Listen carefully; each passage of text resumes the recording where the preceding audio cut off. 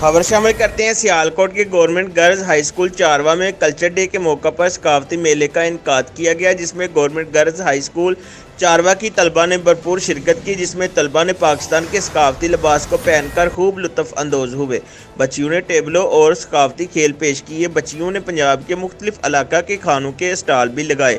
اس موقع پر principal madam Tanveer Akhtar نے programme کی کامیابی پر اپنے اسکول کی ٹیچرز کا خیر مقدم کیا اور بچیوں کی حوصلہ افزائی کی۔ انہوں نے کہا کہ بچوں کو چاہیے کہ تعلیم کے ساتھ ساتھ ملک کی ثقافت کا بھی علم ہونا چاہیے۔ تقریب میں ٹیچر شمیم اقبال، خزینہ رشید، مشل ظفر، آفرین اعظم، شمیم اختر، منزہ، شمیم کامران، ماریہ ارشد کے علاوہ محمد اسلم اور شاہد محمود نے بھرپور شرکت کی۔